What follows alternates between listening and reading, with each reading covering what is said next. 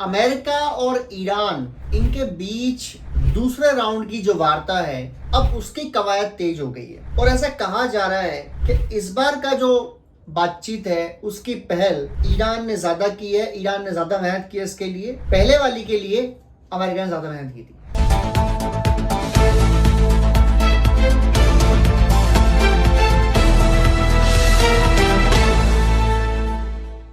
Hello friends, America और Iran इनके बीच दूसरे राउंड की जो वार्ता है अब उसकी कवायद तेज हो गई है और ऐसा कहा जा रहा है कि इस बार का जो बातचीत है उसकी पहल ईरान ने ज्यादा की है। ईरान ने ज्यादा मेहनत की है इसके लिए। पहले वाली के लिए अमेरिका ने ज्यादा मेहनत की थी। लेकिन क्या अमेरिका की ब्लॉकेड से, जो उन्होंने समुद्र का रास्ता रोक रखा है, समुद्र में ब्लॉकेड कर रखी है और अब तक लगभग 48 आवर्स तक उन्होंने 20 से 25 जहाज जो ईरान के झंडे वाले थे उनको वापस कर दिया ईरान की तरफ या दूसरी तरफ, जिस पर ईरान ये कह रहा है कि ये सीज फायर का उल्लंघन माना जाएगा और इसे प्लीज जल्दी हटा दें। लेकिन दहाड़ने वाली बात तो अलग होती है, धमकी वाली बात तो अलग होती है। एक होती है व्यवहारिकता, यानी कैसे बात की आपने। तो ईरान जो है वो चाहता है कि व्यवहारिक तौर पर इस युद्ध को रोका जाए और इसके लिए ईरान ने पहल शुरू की। ईरान ने कतर के, कुवैत के, सऊदी अरब के हर एक विदेश मंत्री से बातचीत की और अपना पक्ष समझाया, अपना मैसेज पहुंचाने के लिए बोला यूएस के लिए। और फ्रांस के राष्ट्रपति इमानुएल मैक्रोन, उन्होंने ईरान की जो डिमांड्स थी वो यूएस से पहुंचा दी। अब फ्रांस जो एक ऐसा देश बन के उभरा है जो फिलहाल ईरान के साथ ज्यादा खड़ा नजर आता है बजाय यूएस के। रीजन, पहला रीजन, फ्रांस ने कहा कि हमारे एयर स्पेस का इस्तेमाल अमेरिका नहीं करेगा ईरान पर हमले के लिए। और इसके बाद फ्रांस के जहाज को निकलने की परमिशन भी दे दी थी ईरान ने हॉर्मुज स्ट्रीट से। हालांकि फिलहाल तो वो कहानी बंद है क्योंकि जो हॉर्मुज स्ट्रीट है वो ब्लॉक कर रखा है ईरान ने और आगे का रास्ता बंद कर रखा है अमेरिका ने, यानी कि दोनों तरफ से रास्ते बंद है। खैर, तो ये जो बातचीत हो रही थी, ये जो बातचीत की प्रक्रिया है, जो सेकेंड राउंड की टॉक्स हैं, आपको पता है कि पिछले हफ्ते जब पहले राउंड की वार्ता फेल हुई अमेरिका और ईरान के बीच, ऐसा माना गया कि उसमें 10-12 जो पॉइंट थे उनमें से 7-8 पॉइंट पर एग्रीमेंट पहुंच गए थे दोनों देश। पर 40 साल में पहली बार अमेरिका और ईरान एक दूसरे के साथ बैठ के बात कर रहे हैं। ये बहुत बड़ी उपलब्धि थी अपने आप में। और अगर दोनों देश चाहते और कुछ पॉइंट्स पर एग्रीमेंट करके बोल देते कि हम दोबारा बात करेंगे ये बाकी जो 2-3 पॉइंट रह गए इनके बारे में, तो एक पॉजिटिव मैसेज जाता दुनिया में। बट शायद अमेरिका का प्लान दूसरा है। अमेरिका ने सोचा कि नहीं यार, हम एक काम करेंगे, हम इसको एक तरीके से प्रेशराइज करेंगे पहले ईरान को। जो ईरान ने ब्लॉकेज कर रखा है उसको हम भी ब्लॉकेज करेंगे और फिर हम एक समझाएंगे ईरान को कि देखो ब्लॉकेज का मतलब क्या होता है। अभी ईरान को ब्लॉक करके अमेरिका ने ईरान के ऊपर एक ऐसा प्लान लागू कर दिया जो ईरान ने खुद इजाद किया। ईरान ने खुद दिखाया कि हॉर्मुज स्ट्रीट ब्लॉक करने की वजह से सारे सऊदी अरब, कुवैत, कतर, ओमान, ये पूरा मिडिल ईस्टर्न कंट्रीज रीजन जो है जहां से 20% ऑयल निकलता था दुनिया के लिए, वो डैमेज हो गया। उसमें प्रॉब्लम आ गई, शुरू हो गई और उस प्रॉब्लम की वजह से दुनिया में ईरान की बात सुनी गई। ठीक है, अमेरिका ने कहा ठीक है एक काम करते हैं, तुमने हमें दिखाया कि ब्लॉक करके रास्ते कितना बढ़िया काम हो सकता है, कितना ज्यादा प्रेशराइज हो सकता है अगला इंसान, अगला देश, तो हम भी करते हैं, हम आपको ब्लॉक करते हैं। अब इसकी पहल अब ये शुरू हुई है। अब जो सेकंड राउंड की वार्ता है, आसिम मुनीर, पाकिस्तान का फील्ड मार्शल, आर्मी चीफ, कुछ भी कह दीजिए आप उसको, सर्वे सर्वा है पाकिस्तान का फिलहाल तो वो बंदा ईरान पहुंचा है और ऐसा बताया जा रहा है कि ईरान ने उसे बुलाया बात करने के लिए और ईरान ने उसे कुछ मैसेजेस दिए क्योंकि पाकिस्तान वाले लिफाफे ढोने का काम अच्छा करते हैं और पाकिस्तान ने लास्ट टाइम ये टॉक होल्ड भी किया था, ये बातचीत होल्ड भी की थी। तो वहीं दोबारा बातचीत होनी है। बातचीत दोबारा पाकिस्तान में क्यों होनी है, इसका पीछे रीजन है, वो मैं बताता हूँ अभी आपको।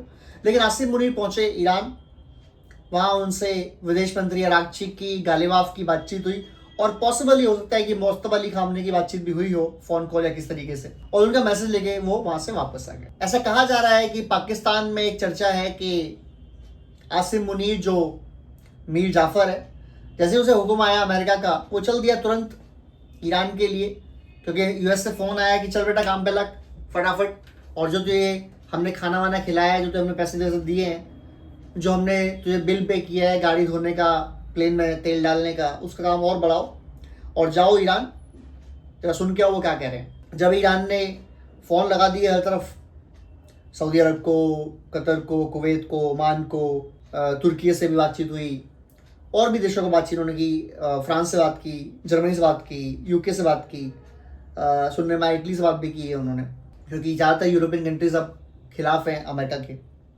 या साथ नहीं है अमेरिका के, आप कह सकते हो, खिलाफ नहीं कहते लेकिन साथ में नहीं है फिर भी। तो मैसेजिंग की गई, तो डोनाल्ड ट्रंप ने बोला कि ठीक है, अपना चमचा भेज देते हैं आपके पास, आप उसे डायरेक्टली बता दो जो बातचीत करनी है, फ़ोन पे तो बातचीत नहीं हो पाई ना आपकी। तो चमचा कौन? चमचा आसिम मुनीर। आसिम मुनीर पहुंच गया ईरान कि ठीक है जी, मैं आ गया, मेरे को ऑर्डर आ गया है डोनाल्ड ट्रंप का। ईरान ने अपनी बात बता दी। इसी दौरान शहबाज शरीफ वो भी निकल गए लेके अपना प्लेन। उन्होंने यार, आसिम मुनीर गया ईरान मज़े लेने के लिए, एंजॉय करने के लिए, हम चलते हैं सऊदी अरब घुमाते हैं, चक्कर माराते हैं सऊदी अरब का, और साथ साथ तुर्की भी निकल गए। वो दोनों देशों में वहाँ मिलकर बातचीत कर ली। अब वहाँ जो बातचीत की गई वो बातचीत ये की गई कि यार कैसे कंशस बनाएं, कैसे हम टेबल पे बातचीत को और दोबारा करवाएं, और कैसे उसको सेटिस्फैक्टरी तरीके से ख़त्म करवाएं। तो दुनिया में हर देश चाहता है कि लड़ाई बंद हो जाए, और पाकिस्तान को चुना गया इसके लिए। उसका रीज़न है, पहला, पाकिस्तान अमेरिका का पाला हुआ देश है, और एक ऐसा देश है जहां अमेरिका जो चाहे कर सकता है, करवा सकता है। ये 70-80 साल की कहानी यही है, और आगे 20-30 साल जब तक ये देश रहता है, मुश्किल लगता है वैसे 20-30 साल टिक जाए देश एक ही बन के, पर बहरहाल जो भी है, अगर टिक जाता है तो भी वहाँ अमेरिका ही करेगा जो करेगा, और अमेरिका के बाद चाइना करेगा जो करेगा, क्योंकि पाकिस्तानी खुद कुछ नहीं करते हैं, उन्हें पे करो वो करते हैं। सऊदी अरब वाले भी कराते हैं इनसे काम, वो भी बताएंगे बाद में। तो अमेरिका में चलती है पाकिस्तान में, और थोड़े से टुकड़े डालो, थोड़े से डॉलर फेंको, और पाकिस्तान जो मर्जी काम करो, ये उसको पता है। दूसरा, ईरान का पड़ोसी है पाकिस्तान, तो ईरान को वहाँ आने में ज़्यादा दिक्कत नहीं है, ज़्यादा दूर भी नहीं है, तो आराम से पहुँच सकते हैं। प्लस जो पाकिस्तान कहता रहता है इस्लामिक उम्मा, इस्लामिक ब्रदरहुड, तो उसका ईरान क्योंकि इस्लामिक कंट्री है, तो उनका भी अपना एक फ़ायदा है वहाँ पर। वो सोचते हैं कि चलो यार इस्लामिक कंट्री, हालांकि ये दोनों इस्लामिक ब्रदरहुड वाली कंट्रीज़ में अब 1 साल पहले, बल्कि 1.5 साल पहले मिसाइल चल गई थी आपस में, तो खैर कितनी बातचीत मानते हैं वो तो ठीक है। तो पाकिस्तान की बेसिकली ईरान बात तो नहीं मानता है, लेकिन पाकिस्तान का एक और बाप भी है, एक और देश है जो पाकिस्तान पालता है, वो चाइना। और चाइना ईरान की बात मानता है, ईरान चाइना बात मानता है, क्योंकि दोनों पार्टनर्स हैं और काफ़ी ज़्यादा बिजनेस डील्स करते हैं चाइना और ईरान। तो चाइना ने ये बोला ईरान को कि हम गारंटी देते हैं, आप बात करो पाकिस्तान जाके, कोई दिक्कत नहीं है।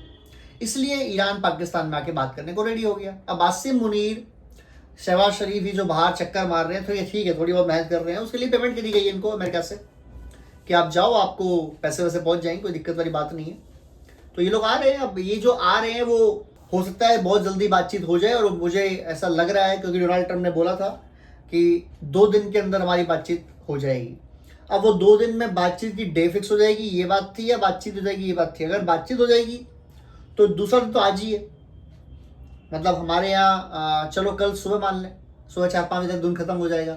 यूएस में अभी सुबह होने वाली है, तो एक दिन और मान लें, चलो 12-14 घंटे और मान लें, तो 12-14 घंटे में अभी तक तो डेट भी फिक्स नहीं है, जगह फिक्स नहीं है, कहाँ बातचीत होनी है। हालांकि अब ऐसा लगता है कि जगह शायद पाकिस्तान ही होगी, जिस तरीके से आसिम मुनीर हवाई जहाज लेके उड़ रहे हैं, जिस तरीके से शहबाज शरीफ यहाँ वहाँ घूम रहे हैं, तो लग रहा है कि पाकिस्तान में मीटिंग होनी है फिर से। और first round of talk Pakistan में हुए थे, तो second round of talk Pakistan में हो सकते हैं, उसमें कोई बुराई बात नहीं है। और जैसा मैंने कहा कि पाकिस्तान यूएस को भी सूट करता है फॉर वेरियस रीजंस, ईरान को भी सूट करता है फॉर वेरियस रीजंस, तो कोई दिक्कत नहीं है, वहाँ हो सकती है बातचीत।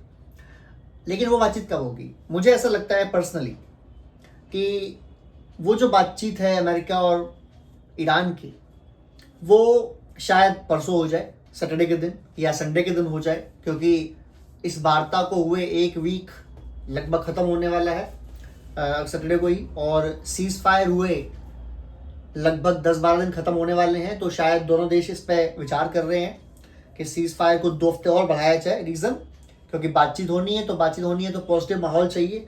और एक और पॉजिटिव बातचीत हुई है कि ओमान के थ्रू ये मैसेज पहुंचा अमेरिका के पास कि ईरान अब नहीं चाहता लड़ाई करना, और जाहिर बात है डोनाल्ड ट्रंप भी फंसे हुए लड़ाई में, तो वो भी नहीं चाहते लड़ाई करना। एक और पॉजिटिव से खबर आई है दूसरे मोर्चे पे, जो ईरान की पहली शर्त थी कि लेबनान में हमले रुकने चाहिए, इसराइल के।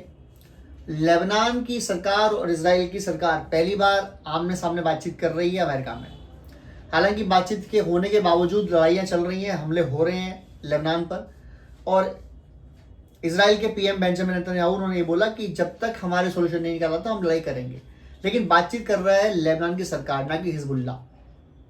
इससे ही सामने आता है कि हिजबुल्ला को इतना वीक कर दिया है इसराइल ने कि अब बातचीत के लिए लेबनान की रियल सरकार काम कर रही है, ना कि हिजबुल्ला। तो ये एक अच्छी चीज़ है जो पॉजिटिव है इस बातचीत के लिए। अगर आज लेबनान और इसराइल की डील हो जाती है कि लड़ाई रोक देते हैं हम लोग, तो फिर जाहिर सी बात मानिए आपकी परसों जो बातचीत होगी, परसों या जब भी डेट निकलती है बातचीत की, वो बातचीत ना सिर्फ होगी बल्कि सक्सेसफुल हो जाएगी ईरान और अमेरिका की। क्योंकि एक शर्त तो पूरी होगी कि जैसे ही लेबनान में इसराइल हमला रोक देगा, हमारी एक कंडीशन और मान ली जाएगी। तो फिर दो कंडीशन बचेंगी जहाँ विवाद रह जाएगा। पहली कंडीशन हॉर्मुज़ स्ट्रेट का ओपन होना, और दूसरी कंडीशन है न्यूक्लियर जो यूरेनियम है, एनरिच्ड यूरेनियम जो ईरान में है लगभग 460-480 किलो, उसका क्या करना है। बस ये एक डिसीजन देना है, यानी दो फैसले रह जाएंगे। बाकी जो बात थी वो तो पहले भी एग्रीमेंट थे उन पे, और अब फिर एग्रीमेंट हो जाएंगे, कोई बड़ी बात नहीं है। बहरहाल ये एक अच्छी खबर होगी पूरी दुनिया के लिए, और पूरी दुनिया ही चाहेगी कि जल्द से जल्द ये सेटलमेंट हो जाए। और उम्मीद कर रहे हैं कि पहले तो ये खबर आ जाएगी, ये न्यूज़ आने ही वाली है। जहाँ तक मुझे लगता है व्हाइट हाउस भी कह चुका है कि विचार कर रहे हैं कि 2 हफ्ते सीज़फायर बढ़ाया जाए, क्योंकि बैक चैनल टॉक चल रहे हैं ईरान और अमेरिका के, और दोबारा बातचीत की डेट फिक्स करने की बातचीत हो रही है, और एक पॉजिटिव माहौल चाहिए। तो जाहिर सी बात है लड़ाई रुकनी चाहिए और 2 हफ्ते बढ़ना चाहिए इसको। तो अगर ये लड़ाई परसों होनी है तो शायद आज रात तक या कल सुबह तक एक न्यूज़ आ जाएगी कि 2 हफ्ते ये सीज़फायर और बढ़ गया है, और जो बातचीत की डेट है वो परसों है या संडे के दिन है। ये न्यूज़ आ सकती है, कोई बड़ी बात नहीं है इस मायने में। और हर देश चाहता है कि लड़ाई रुक जाए, हम भी चाहते हैं लड़ाई रुक जाए, ईरान भी चाहता है, अमेरिका भी चाहता है। बस यही है कि विन विन हो जाए दोनों के लिए। और जहाँ बात अटकी हुई थी वो बात ही वैसी अटकी हुई थी। ईरान कह रहा था कि हम अपना न्यूक्लियर प्रोग्राम 5 साल के रोक देंगे, अमेरिका कह रहा था कि आप अपने न्यूक्लियर प्रोग्राम को 20 साल रोक। बस ये बातचीत, बाकी सब तो ओके था ऑलमोस्ट। खैर देखते हैं क्या होता है। जय हिंद, जय भारत।